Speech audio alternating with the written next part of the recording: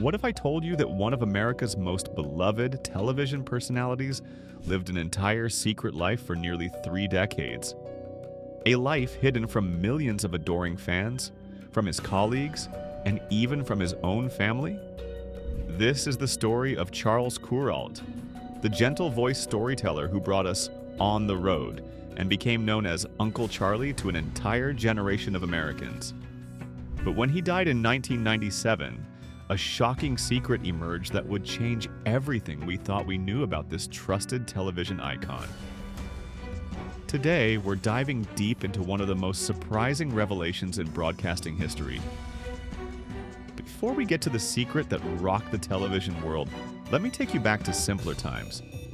Charles Kuralt wasn't just any journalist. He was the voice of small-town America.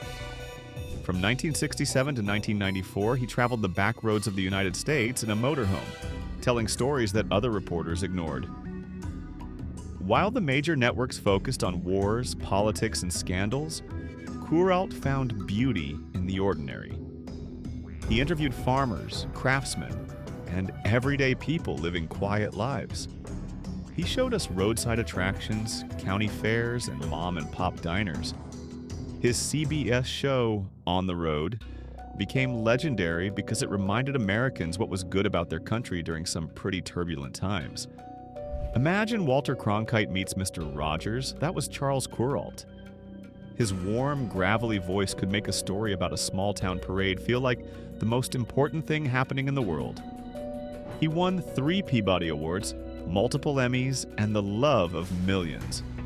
When he retired in 1994, people mourned like they were losing a family member. He was Uncle Charlie to them, the kindly storyteller who made you feel good about America. Kuralt seemed to have it all: a successful career spanning over 3 decades at CBS News, respect from his peers, and a devoted following. He was married to Suzanne Pétier Kuralt, his college sweetheart. They had 2 daughters together. From the outside, it looked like the perfect life. But here's where our story takes a turn. The year was 1968. Charles Kuralt was already becoming famous with his On the Road series.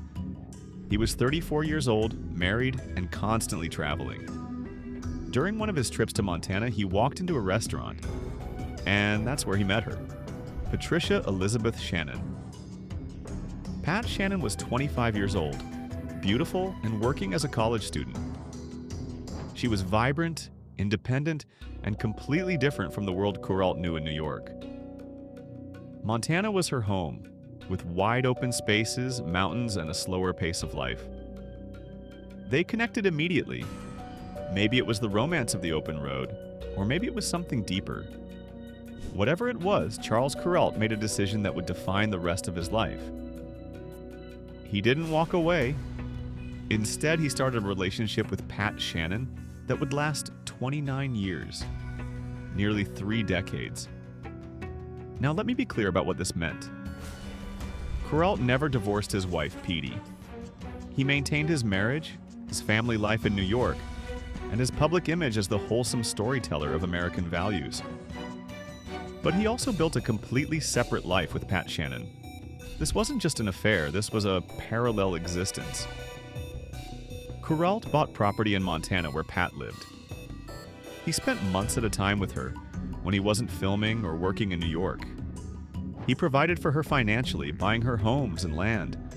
They traveled together, celebrated holidays together, and by all accounts, they were deeply in love. Pat Shannon knew Kuralt was married. She accepted the situation, though it couldn't have been easy. She essentially lived as his common-law wife, but always in the shadows, never acknowledged publicly. For nearly 30 years, Kuralt managed to keep these 2 lives completely separate. Remember, this was before the internet, before cell phones, before social media. It was easier to disappear for weeks or months without constant communication. But still, maintaining 2 households, 2 relationships, 2 entire lives? That takes incredible dedication, or incredible deception, depending on how you look at it. His CBS colleagues knew something was up. Some suspected he had a lady friend out west, but Kuralt was private, and people respected that privacy. Plus, he was Charles Kuralt. Uncle Charlie wouldn't do anything scandalous, right? The real question is, how do you live a double life for 29 years without it tearing you apart? Throughout the 1970s and 1980s, Kuralt's fame continued to grow. On the Road became more popular than ever. He became a fixture on Sunday morning television. Americans trusted him completely, and all the while he was flying back and forth between his two lives. With his legal wife Betty in New York, he played the role of a successful television personality, attending industry events and maintaining his public image. With Pat Shannon in Montana, he was just Charlie, a man who loved the mountains and open spaces, who wanted peace and quiet away from the cameras. Pat Shannon wasn't sitting around waiting for him either. She lived her life, raised her children from a previous relationship, and built a home that Kuralt helped finance. He bought her a 90-acre ranch in Montana, a place where he could escape and be himself. By all accounts, Kuralt was generous with Shannon. He bought her multiple properties, provided money for improvements and upkeep, and made sure she was comfortable. These weren't small gifts. We're talking about significant real estate investments. Here's what makes this story even more complicated. Kuralt appeared genuinely happy in both relationships. His wife, Petey, never suspected anything was seriously wrong. Pat Shannon felt loved and cared for, and Kuralt himself seemed to find a way to compartmentalize these two worlds without obvious guilt or stress. Was it selfish? Absolutely. Was it deceptive? Without question. But it also shows a man who perhaps felt trapped between two versions of himself. The public figure married to his college sweetheart, and the free spirit who found peace in Montana with a woman who let him just be Charlie. By the mid-1990s, Kuralt's health began to decline. He had been struggling with various ailments, and the years of constant travel were taking their toll. In 1994, he officially retired from CBS News.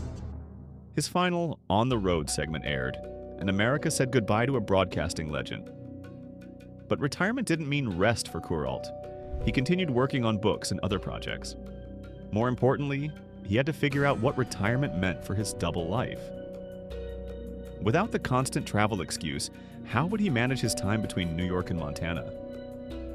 The answer became clear. He spent more time in Montana with Pat Shannon. But here's where the story gets crucial.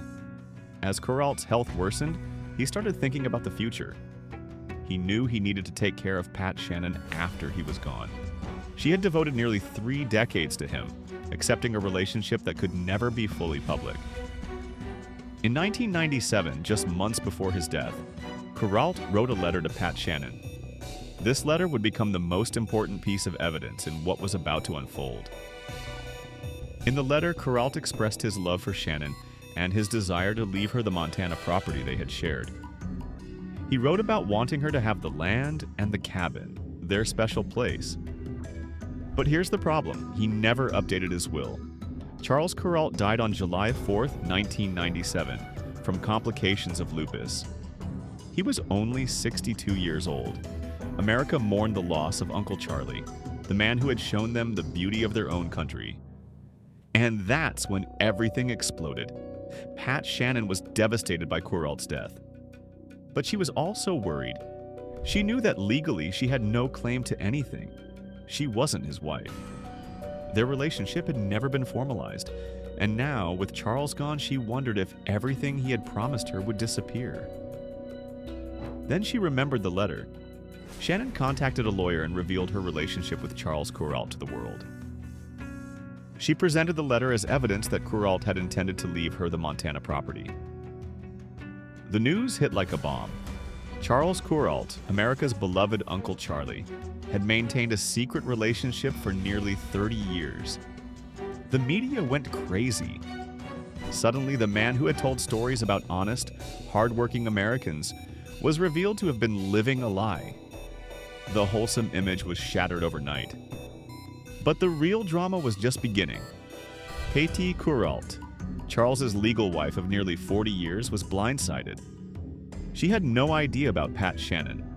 She had no idea about the Montana properties. She had no idea that her husband of 4 decades had been living a double life for most of their marriage. The betrayal must have been devastating. Not only was her husband dead, but now she was learning that he had loved someone else for longer than many marriages last, and it was all playing out in public with the entire nation watching. According to Kuralt's will, everything went to his wife and daughters. There was no mention of Pat Shannon anywhere. From a legal standpoint, Shannon had no claim to anything. But Shannon had that letter, and she believed it proved Kuralt's intentions. The stage was set for a legal battle that would captivate America. Pat Shannon sued the Kuralt estate, claiming that the letter from Charles Kuralt constituted a valid holographic will, a handwritten will that could supersede the official typed will if it showed clear intent. Her lawyers argued that Kuralt clearly intended to leave Shannon the Montana property. The letter expressed his love, his gratitude, and his desire for her to have their special place. Wasn't that enough to prove his wishes? The Kuralt family fought back. Their lawyers argued that a letter is not a will. If Kuralt had truly wanted to leave property to Shannon, he would have updated his official will. The fact that he didn't show that, despite his feelings, he ultimately wanted everything to go to his legal family. The case raised fascinating legal and moral questions. Does a love letter count as a will? Can you claim property based on a romantic relationship that was never legally recognized? What do we owe to people in secret relationships when someone dies? The trial revealed intimate details of Kuralt's double life. Letters between Kuralt and Shannon were read in court. Financial records showed the extent of Kuralt's support for Shannon over the years. Witnesses testified about seeing them together in Montana. For Petty Kuralt and her daughters, it must have been torture. Every revelation was another betrayal, another secret exposed. But here's where public opinion got interesting. Instead of simply condemning Kuralt, people were divided. Some saw him as a liar and a cheat who betrayed his wife and deceived the public. Others saw him as a man torn between duty and love, trying to honor both relationships as best he could. And Pat Shannon? Some viewed her as a homewrecker who should have walked away from a married man. Others saw her as a woman who had loved faithfully for 29 years and deserved something for her devotion.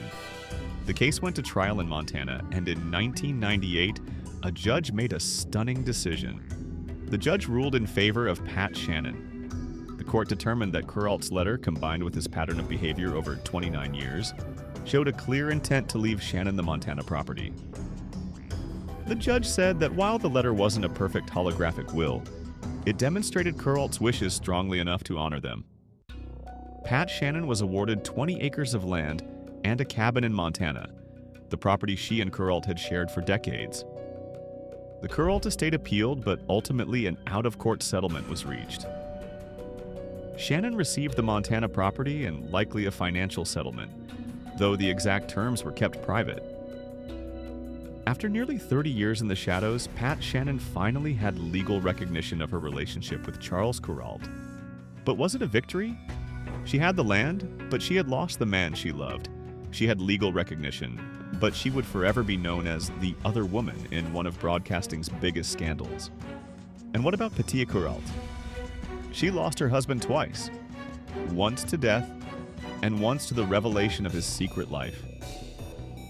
She and her daughters had to rebuild their memories of Charles Kuralt with this new, painful information. The Charles Kuralt scandal changed how people thought about the beloved broadcaster. His legacy became complicated. Some people still remember him fondly as Uncle Charlie, the storyteller who celebrated America. They choose to separate his professional work from his personal life, arguing that his documentaries and reports stand on their own merit. Others can't watch his old segments without thinking about the deception. How can you trust the wholesome image when the man behind it was living a lie? The scandal also raised bigger questions about celebrity, privacy, and morality. Do we have the right to know about the private lives of public figures? Was Kuralt's relationship with Shannon really anyone's business as long as he did his job well? Or does someone who built a career on portraying American values have a responsibility to live by those values?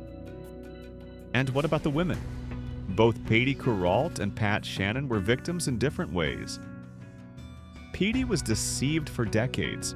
Shannon lived in the shadows, never able to publicly celebrate her relationship. Some people pointed out the double standard.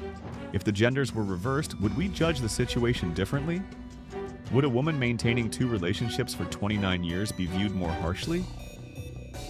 The legal case also set interesting precedents. It showed that intent matters even when paperwork isn't perfect. It gave some recognition to long-term relationships that exist outside traditional marriage, though it didn't fully resolve the complex issues around common law relationships and inheritance. Pat Shannon lived quietly after the case was settled. She stayed in Montana, keeping the property she and Kuralt had shared. She gave a few interviews and mostly avoided the spotlight. She passed away in 2018, taking many secrets with her. Petya Kuralt also maintained her dignity throughout the ordeal. She and her daughters rarely spoke publicly about the scandal. Petya died in 2006, 9 years after her husband. Now, let's try to understand this situation from a human perspective, beyond the scandal and the headlines. Charles Kuralt was obviously a complicated man. He was talented, successful, and genuinely good at connecting with people. His on-the-road segments brought joy to millions and preserved stories that might have been lost. But he was also flawed. He made choices that hurt people he loved. He lived with deception for decades. Was he a monster? Probably not. Was he perfect? Definitely not. Think about it this way. Kuralt fell in love with someone while he was already married. Instead of making a clean choice, either staying faithful or getting divorced, he tried to have both. Maybe he couldn't bear to hurt either woman. Maybe he was selfish. Maybe he genuinely loved both and couldn't choose. Whatever his reasons, he created a situation where hurt was inevitable. The longer it went on, the worse the eventual pain would be. Pat Shannon also made choices. She entered a relationship with a married man and stayed in it for 29 years. Was she a victim or a willing participant? Probably both. She got to experience love with someone special, but she never got the full relationship she might have wanted. No public acknowledgement, no marriage, no joint social life. And Petya Kuralt? She was the most innocent party here. As far as we know, she had no idea about the double life. She thought she had a devoted husband who just traveled a lot for work. The betrayal must have been crushing. What makes this story so fascinating is that there's no clear villain. Just people making choices, some good and some bad, and dealing with the consequences. So, what can we learn from the Charles Kuralt story? First, secrets have a way of coming out eventually. Kuralt managed to keep his double life hidden for 29 years, but the truth emerged after his death. It always does. Technology has made it even harder to keep secrets today. In our connected world, living a double life like Kuralt did would be nearly impossible. Second, the way we view celebrities and public figures has changed. We're much more skeptical now. We understand that the persona someone presents publicly might be very different from their private reality. The Kuralt scandal was part of that shift in perception. Third, love is complicated. We want simple stories, good guys and bad guys, heroes and villains. But real life is messy. People can genuinely love more than one person. They can make terrible decisions while believing they're doing the right thing. Kuralt probably believed he was managing his situation as well as possible, even though his choices caused pain. Fourth, legacy matters. Kuralt's professional achievements are still significant. His on-the-road segments are still worth watching. But his legacy is forever complicated by his personal choices. We can appreciate his work while acknowledging his failures. Finally, honesty is crucial. If Kuralt had been honest from the start about his feelings, his conflicts, his needs, maybe things would have turned out differently. Maybe his marriage would have ended, but at least it would have ended honestly. Maybe he and Shannon could have had a public relationship. We'll never know what might have been if he'd chosen transparency over secrecy. But before we wrap up, let's talk about how this scandal affected journalism itself and what it means for today's media landscape. When the Kuralt story broke, it sent shockwaves through the entire broadcasting industry. Suddenly, newsrooms across America were having uncomfortable conversations. If Charles Kuralt, one of the most trusted voices in journalism, could live a double life for 3 decades, what did that say about the profession? CBS News in particular had to grapple with difficult questions. Did they know? Should they have known? Were there warning signs they ignored? And more importantly, did it matter? The network largely stood by Kuralt's professional legacy, emphasizing that his personal life, however complicated, didn't diminish the quality of his work. But privately, many journalists were shocked. Kuralt had been a mentor to younger reporters, a symbol of integrity in an industry that prided itself on truth-telling. The irony wasn't lost on anyone. Here was a man who spent his career documenting the honest, simple lives of everyday Americans while living one of the most complicated deceptions in broadcasting history. How do you reconcile that? This scandal also changed how news organizations thought about their on-air talent. Should there be morality clauses? Should private behavior matter if someone is representing a news organization? These debates continue today, especially in our social media age where private and public lives blur constantly. Think about modern journalists and personalities who've faced similar situations. When their personal scandals emerge, we often see swift consequences. Suspensions, firings, public apologies. But Kuralt was already gone when his secret emerged. He never had to face the cameras, never had to explain himself, never had to apologize. Would he have? We'll never know. But the question haunts his legacy. The story of Charles Kuralt is ultimately a very human story. It's about a man who achieved professional greatness but struggled with personal demons. It's about 2 women who loved the same man in different ways. It's about secrets, consequences, and the price of deception. Uncle Charlie isn't quite who we thought he was. What do you think? Was Charles Kuralt a villain, a victim of his own success, or just a complicated human being trying to navigate an impossible situation? Let me know in the comments below, and if you found this story fascinating, hit that like button and subscribe for more deep dives into the hidden histories of famous figures.